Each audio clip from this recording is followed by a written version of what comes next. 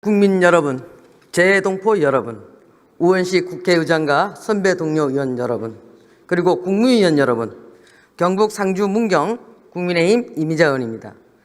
대한민국의 지속 가능한 발전의 최대 걸림돌은 양극화와 저출산 고령화 사회입니다. 70년대에서 90년대 산업화는 성공하였지만 사회 양극화, 특히 소득 불평등을 제때 해소하지 못하였고 고용 형태, 세대 간, 계층 간 갈등 심화로 지속 가능성이 위협받고 있습니다. 설상가상으로 트럼프 2기 정부의 관세 조치 등으로 수출 및 경제 전반의 불확실성이 확산되는 가운데 AI 및 기술 패권 경쟁, 경기 둔화, 그리고 이런 것들이 복합적으로 작용하면서 노동시장의 위기로 이어질 우려가 커지고 있는 상황입니다. 우리 경제는 과거에 경험해보지 못한 복합적인 도전에 직면해 있습니다. 위기가 다가올 때 가장 큰 피해자는 결국 청년, 비정규직, 플랫폼, 프리랜서, 미조직 노동자 등 노동약자입니다. AI로 대변되는 첨단 산업은 필연적 노동시장에 급격한 변화를 가져올 것이고 고용, 노동의 미스매칭, 노동인구 감소와 노동약자 지원 등 고용노동부 장관 앞에 놓인 수많은 일들에 대하여 잘 대비하고 있는지 방향, 법, 제도적 보관이 있는 것인지 하나씩 짚어보고자 합니다. 고용노동부 장관 나와주시기 바랍니다.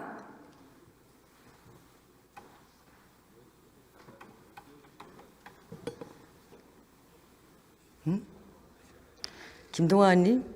그래 보여요? 뭐 그럴 수도 있죠. 그러면 안 돼요? 네.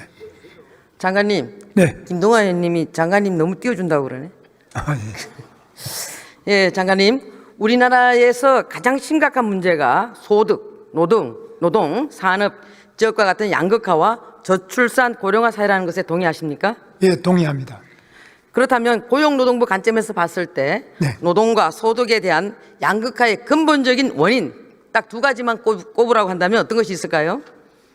우선 대기업과 중소 영세 자영업 사이의 격차가 있고요. 두 번째는 정규직 대기업 공무원 이쪽은 좀 과잉 보호가 되고 있고 반면에 청년 여성 또는 영세 비정규직들은 좀 너무 과소 보호가 되고 있다고 생각합니다. 그렇습니다. 대기업과 중소기업 간의 격차가 굉장히 크게 벌어지고 있고 또 정규직 중심의 노조활동, 즉 그 임금 격차 해소와 고용 형태 개선을 위해서 노동부 장관으로서는 좀 할 일도 많이 있지 않겠습니까? 네.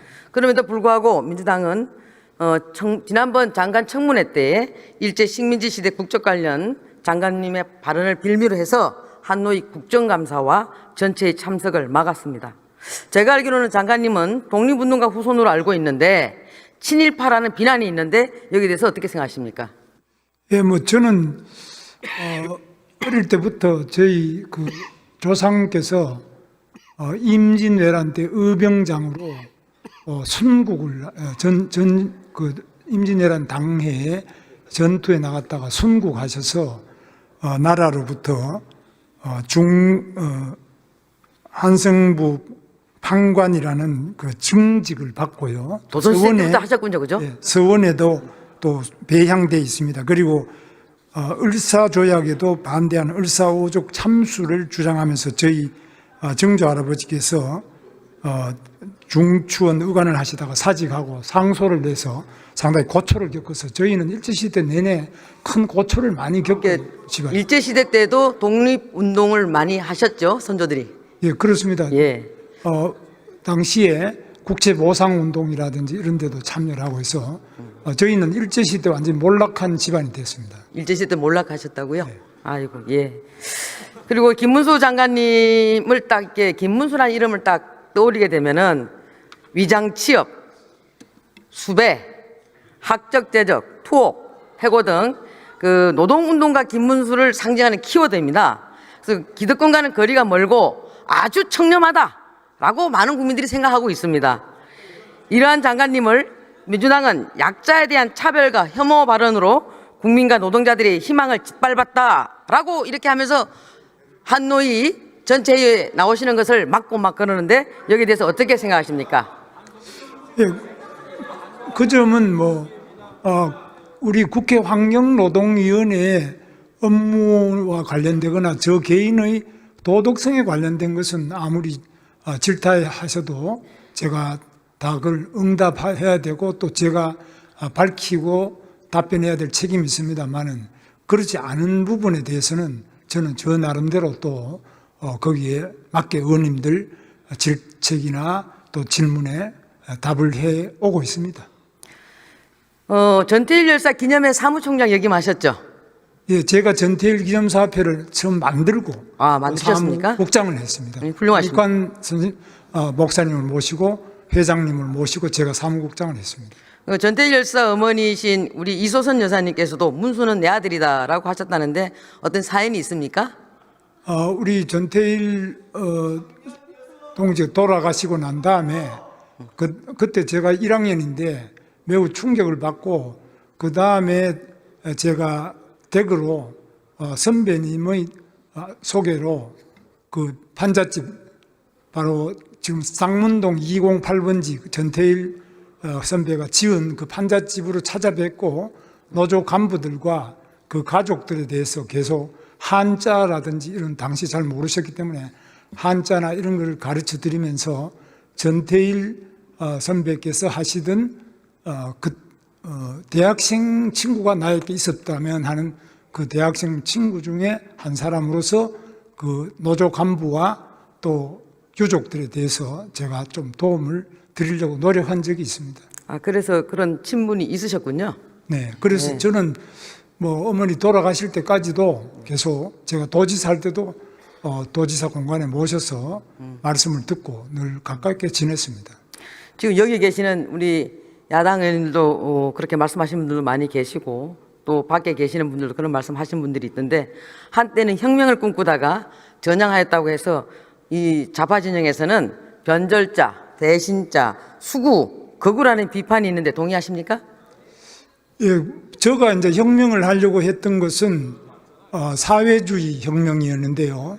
그 이유는 대학에 들어가서 마르크스 레닌주의 공부를 하면서 평등한 사회 그리고 다른 어떤 외세의 지배를 받지 않는 사회 그리고 또 미래가 다 이렇게 행복하고 잘 사는 유토피아를 꿈꿨습니다. 그렇습니까? 그 유토피아를 꿈꾼 것이 바로 소비에트나 중국 공산당이었는데 1990년대에 바로 소비에트가 무너지고 철의 장막이 거치면서 소비에트는 결코 유토피아도 아니고 정말 너무 제가 배우고 꿈꿨던 마르크스 레닌의 그 이론과 너무나 다르고 차별과 착취와 인권이 하나도 없는 억압된 사회라는 것을 알고 매우 고심하면서 이건 아니구나. 현실은 결코 유토피아가 한꺼번에 이루어질 수 없다.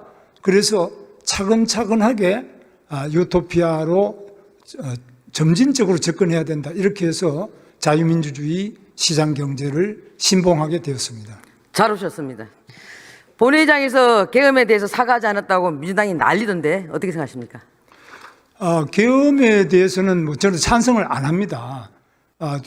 대통령께서 계엄하신 거를 저는 국무회의 참석해서 찬성한 적도 없고 저를 부르지도 않았습니다만은 예. 그러나 지금 생각해도 만약 불러서 제가 참석했다면 적극적으로 이 계엄은 안 된다고 말씀드리고 반대를 했을 겁니다.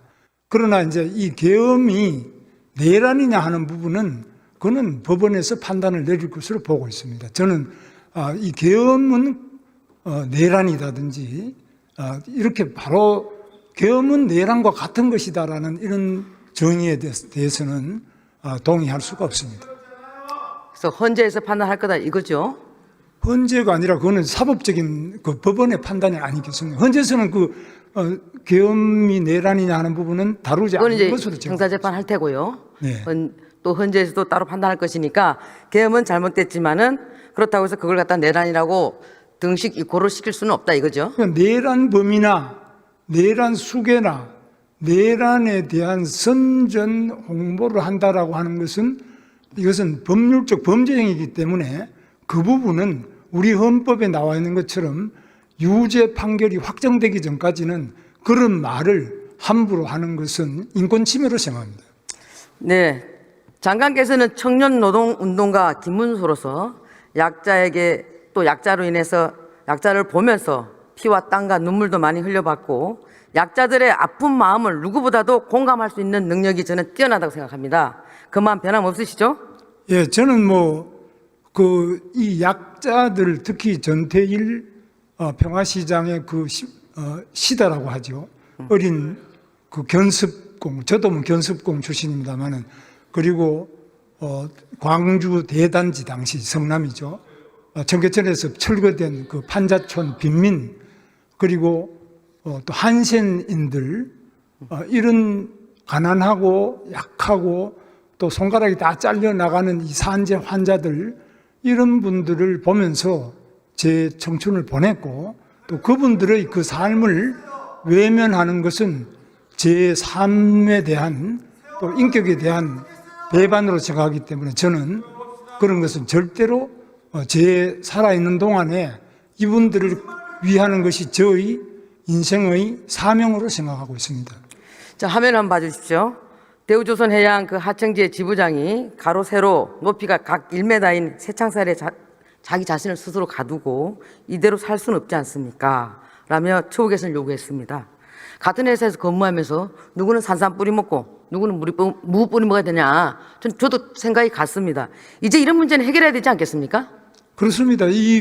하청업체의 이런 유치한 지부장이죠. 이런 극적인 시위를 했습니다마는 이런 같은 사업장에서 일하면서 지나친 격차 그리고 인격적인 차별 이런 것들은 좁혀나가도 한꺼번에는 못 고치지만은 꾸준하게 좁혀나가는 노력을 할 책임이 우리 정부에도 있고 우리 기업에도 있고 우리 사회 모두가 함께 노력해 나가야 되고 해야 될 첫 번째 과제로 생각합니다. 아유, 예, 맞습니다. 그리고 5인 미만 사업장이 지금 근로기준법을 많이 적용을 제외하고 있지 않습니까? 네. 저는 이 부분은 굉장히 모순적인 상황이라고 생각합니다. 그런데 아이러니하게도 근로기준법을 개정하면 개정할수록 더 격차는 커지고 있고 300인 이상 사업장 노동자들에 비해서 임금도 절반밖에 되지 않습니다. 누가 5인 미만, 전문직이 아니다면은 5인 미만 사업장에서 근무하고 싶은 사람 누가 있겠습니까? 그런데 국가가 이것을 대놓고 차별하고 조장하는 것이라고 저는 생각하고 있고 이것을 해결하지 않고서는 이거 양극화해서는 어느 도단이라고 생각합니다. 이제는 해결해야 되는데 문제는 이제 소상공인협회에서는 절대 반대하고 있습니다. 이 부분에 대해서 장관님은 어떻게 생각하고 계십니까? 5인 미만에게 근로기준법이 적용되지 않는 이 작은 기업에 다닌다고 해서 작은 자영업에 다닌다고 해서 근로기준법 자체가 원천 적용이 안 되는 이런 나라는 대한민국밖에 없습니다. 제가 조사해 본 바로는요.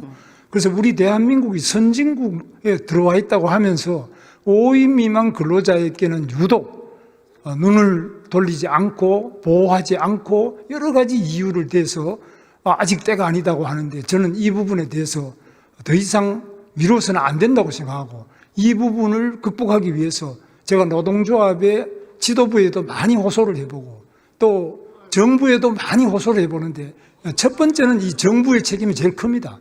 그리고 우리 사회 전체 지도층이 함께 해결해 나가야 될 가장 시급한 과제로 생각합니다. 그게 바로 지금 하신 답변을 실현시킬 수 있는 사람이 바로 김문수 장관입니다. 인정하십니까?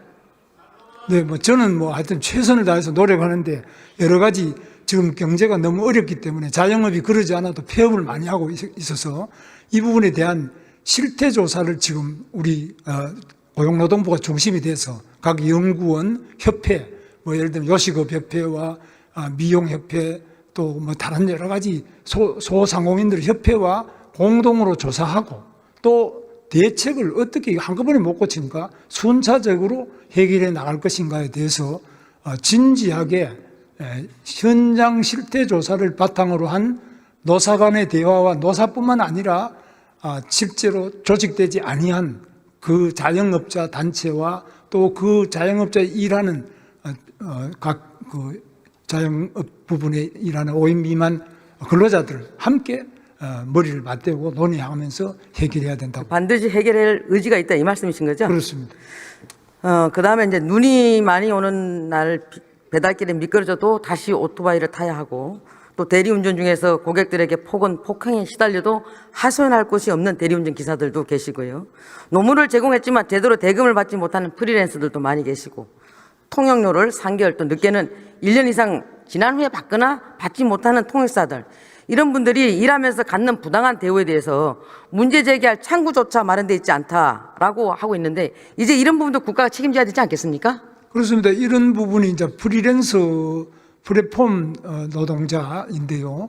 이 부분은 우리 존경하는 이미자 의원님께서 대표 발의해서 노동약자 보호 지원법을 발의해 놓으셨기 때문에 그 부분이 통과가 된다면 이 플랫폼 프리랜서 노동자들도 보호가 되고, 이번에 MBC의 오 요한나 씨처럼 그렇게 불행한 일을 당하는 분들도 도중에 분쟁이 있으면은 노동위원회 중재조정위원회를 만들어 가지고 해결해 드릴 수 있기 때문에 여러 가지 권익이 보호될 수 있다고 봅니다.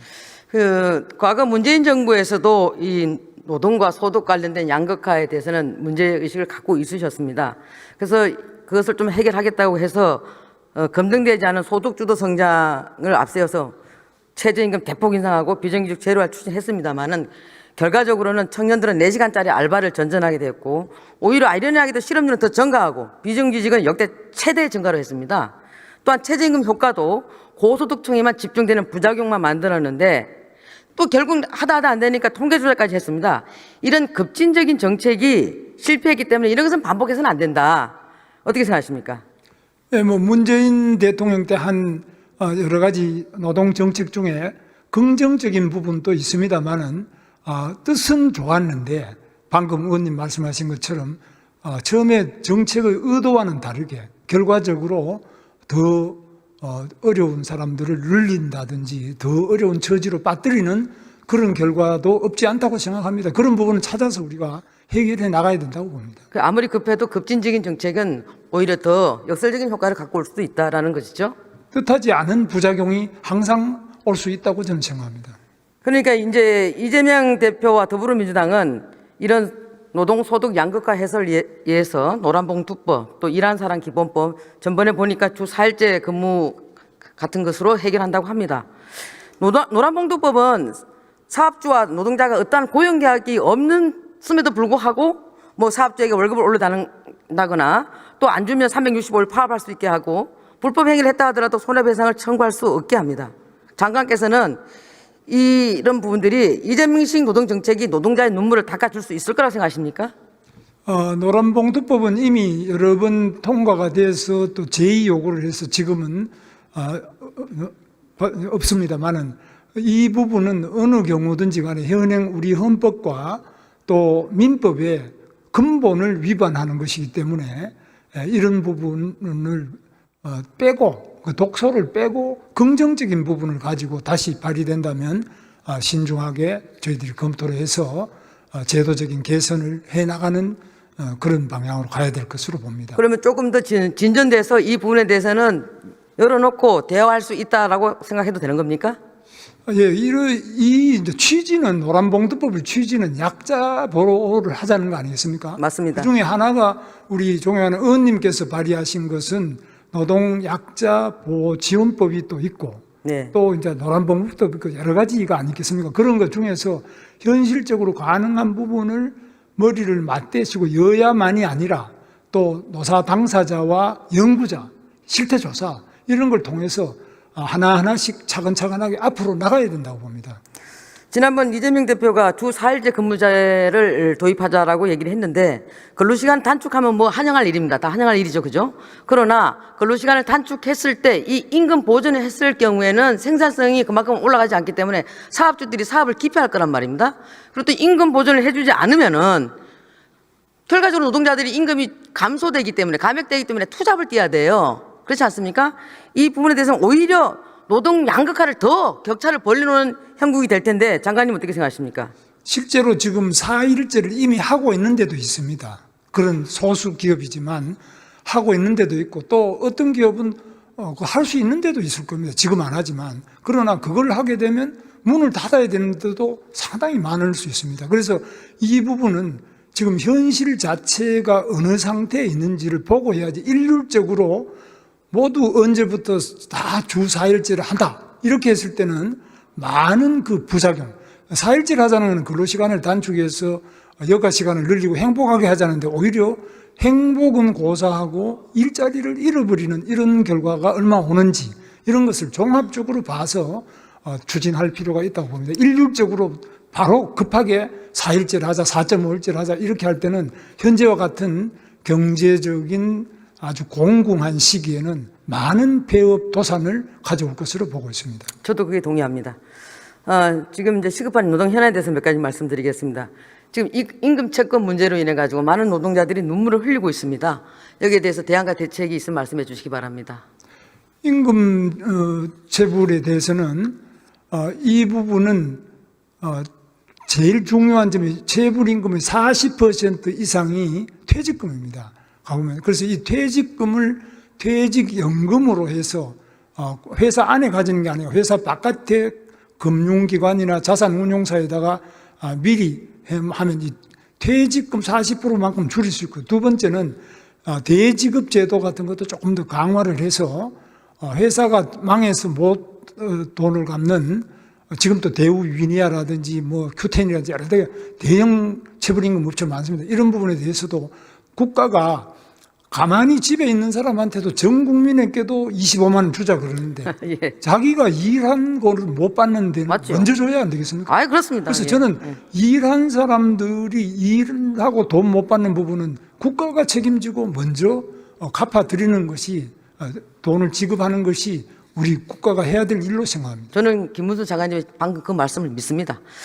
본 의원이 에스크로제를 도입하자고 했는데, 의장님 뭐 하십니까? 예? 뭐 막 소리 지르고 이러는데 의장님 좀 제재 좀 해주세요. 하세요. 예? 네, 하세요. 민주당 쫄리십니까? 쫄리면 집니다.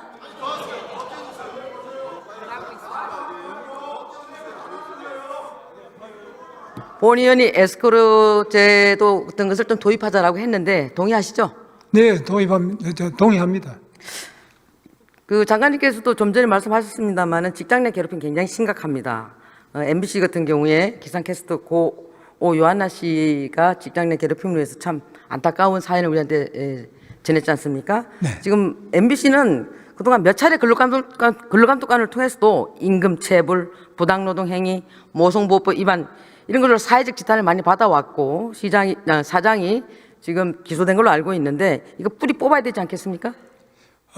저는 뭐 뿌리 뽑아야 된다고 생각하는데, 특히 이 방송사의 기상캐스터들이 프리랜서로서 정말 자기 꿈을 이루기는 고사하고 목숨을 잃어버리는 이런 일은 어떤 경우든지 반드시 막아야 된다고 생각합니다. 그다음에 지금 이제 굉장히 핫한 이슈가 반도체 특별법에서 화이트 이그젬션에 대해서 이제 논의를 했고, 그래서 한동안 그 이재명 대표도 이 부분에 대해서는 좀 유연한 정책을 쓸 것처럼 했습니다. 그래서 처음에는 이산이다 해서 기업가들이 맞습니다라고 했는데 아니다 저산이다. 그리고 또 다시 저산이다 이렇게 하니까 또 기업가들한테 희망 고문을 지금 하고 있는데, 여기에 대해서 기업가들은 이 부분에 대해서 근로시간 규제를 좀 풀어달라고 하지만 노동조합에서는 이거 건강권 보호를 해야 되는 데 있어서 이건 건강권 침해다. 그리고 여기에 대해서 연구개발은 이거하고 상관없이 할 수 있는 건데 왜 이렇게 하라고 하느냐. 이재명 대표의 갈짓자 행보, 이산저산 행보가 결과적으로 기업들은 희망 고문을 했지만 사실 또 건강권도 보호해야 되는 건 사실입니다. 그래서 근로시간 유연성에 대해서 장관님의 견해는 어떻습니까? 이 부분은 모든 업종에 하자는 게 아니라 반도체 부분에 대해서, 그것도 연구개발직에 한해서, 그것도 연봉이 1억이 넘는 부분에 한해서, 그것도 건강권을 보호하는 범위 내에서 이 자율성을 좀 주자. 지금 무조건 주 52가 되는데 한 주는 50이 안 해도 그 다음 주는 또 더 못하게 이렇게 주 무조건 단위로 끊는 것을 조금 유연하게 하자는 이야기인데, 이런 부분에 대해서는 우리 반도체는 기본적으로 속도 전쟁입니다. 이 속도가 늦으면 쓸모가 없는 반도체가 되지 않습니까? 그래서 이 반도체 연구 개발 부분에 대하여 또 연봉이 억대가 넘는 연구자들 건강권을 보호하는 범위 내에 본인 동의 있는 범위 내에서 하자는 것에 대해서는 정말 좀 현실을 좀 직시하는 합의가 이루어질 수 있기를 기대합니다. 제조업이나 이런 데 절대 안 됩니다. 그건 다른 부분 확고하시죠? 넓히자는 건 아닙니다. 그렇죠? 예, 믿습니다. 지금 이제 정년 연장에 대해서 또 다시 민주당에서도 꺼내 들고 있고 우리 당도 거기에 대해서는 일부 동의하고 있습니다. 그러나 이제 청년들에게는 이게 꼭 반가운 얘기는 아니거든요. 네. 이와 관련돼서 정년 연장에 대해서 장관님의 생각은 어떻습니까? 정년 연장은 이제 연세가 좀 드신 정년에 근접한 분들에 대해서는 절박합니다. 그러나 예를 들면 젊은이들이 가고 싶어하는 공무원, 공기업, 대기업, 정규직 이 경우에는 정년을 연장하는 만큼 신규 채용을 적게 할 거 아닙니까? 그러면 결국 청년들이 상대적으로 좀 피해를 많이 보게 돼 있습니다. 그래서 저희는 한 사람의 청년과 한 사람의 정년에 임박한 사람을 놓고 볼 때는 청년들을 좀 우선적으로 보호해줘야 안 되느냐. 왜냐하면 청년은 노동조합도 없고 또 여러 가지 경제적으로 약자입니다. 그래서 청년들에게 우선권을 줘야 되지 않느냐. 청년을 희생으로 해서 정년을 일률적으로 연장하는 것은 문제가 있다. 이런 취지지. 연세 드신 분들도 지금 열심히 쓰레기도 줍고 온갖 험한 일을 다 하면서 생계를 유지하기 위해서 애쓰시는데 이분들 도와드리도록 해야 되고 그거는 우리가 적극적으로 애를 쓰고 정년도 연장할 수 있는 부분은 또 중소기업 같은 데는 연장해도 청년들이 안 간다니까 문제가 없지 않습니까? 이런 걸 구분해야지. 일률적으로 정년을 60세에서 65세로 늘린다든지 이렇게 할 때는 많은 부작용이 일어난다. 이런 취지입니다. 그래서 우리는 연세 드신 고령자도 보호하면서 청년도 취업을 문을 열어줘야 되기 때문에 매우 어려운 정책이라고 생각합니다. 청년들에게 하고 싶은 말씀 있으면 해주시기 바랍니다. 우리 청년들이 어떤 경우든지 절망해서는 안 되는데 우리 절망한 청년들이 많이 있습니다. 그래서 우리가 적어도 청년들이 일자리는 못 구하더라도 절망해서 스스로 세상을 떠나는 이런 일이 없도록 저희들은 우리 고용노동부에서도 쉬었음 청년 지금 41만 명으로 통계에 나왔습니다. 이 쉬었음 청년부터 적극적으로 맨투맨으로 저희들이 그 인적 사항과 연락처를 가지고 올해부터 적극적으로 접근해서 이 청년들이 절망하지 않도록 희망을 가지고 노력할 수 있도록 최대한 도움을 드리려고 하고 있습니다. 끝으로 장관께서는 지금 노동약자뿐만 아니고 노란봉투법 그리고 또 5인 미만 사업장에 대해서 결과적으로는 이분들이 또 사회적 약자 아니겠습니까? 산하청 노동자들도 마찬가지고 여기에 대해서는 장관께서는 지금 여러 가지 보관은 갖고 계시고 그분들 편에 서서 일하시겠다는 거죠? 그렇습니다. 네. 확고하시죠? 네, 그렇습니다. 그럼 그분들 위해서 한 말씀 해주시기 바랍니다. 그래서 우리 사회는 정말 열심히 일해서 한강의 기적을 이뤘습니다. 그 어떤 위대한 영웅에 의해서 이루어졌다고 이야기하지만 그러나 그 많은 국민들의 피와 땀과 눈물로 이루어졌습니다. 사실 저도 선거 처음 나왔을 때 악수를 해보면 다 손가락 없는 분이 그래 많아요. 일하다가 프레스에 손가락 잘린 분이 그렇게 많았는데 요즘에는 악수해보면 손가락 잘린 분이 별로 없습니다. 그만큼 우리가 손가락을 바치고 온 생명을 바치고 산재해서 이런 목숨을 바쳐서 이룩한 이 대한민국인데 이런 부분에 대해서 우리가 늘 감사하게 생각하고 노동의 가치를 존중하고 그중에 이름 없이 일하고 있는 그 많은 분들에 대해서 기억하고 우대하고 존중하고 이분들을 배려하는 정책이 나와야만 우리 대한민국이 선진국으로 발돋움하고 행복한 대한민국이 될 수 있다고 저는 생각합니다. 그 마음 변치 마시기 바랍니다. 네. 들어가시기 바랍니다.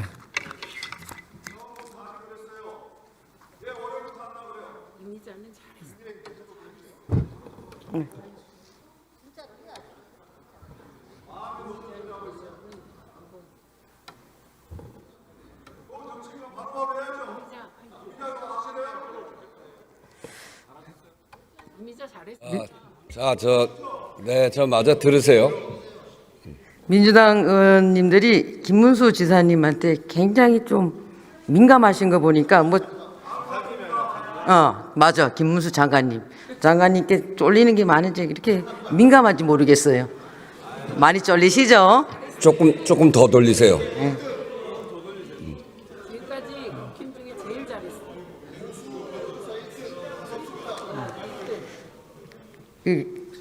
이재명 대표나 김문수 장관이나 똑같이 경기지사 했는데 참 청렴하게 일 잘하신 분이 누굴까요?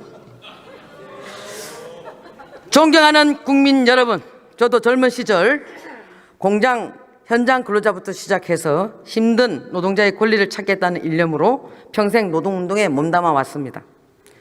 지금도 그때의 다짐과 각오를 늘 되새기며 우리 사회에서 힘든 여건에서 일하고 있는 분들에게 조금이나마 도움이 되기 위해 최선의 노력을 다하고 있다고 자부합니다. 이러한 각오를 가슴에 담아 국회에 들어온 후 지금까지 10년째 줄곧 노동 문제를 다루는 환경노동위원회에서 일하고 있습니다. 큰 보람을 느끼지만 한편으로는 힘들고 어려운 일도 참 많았습니다.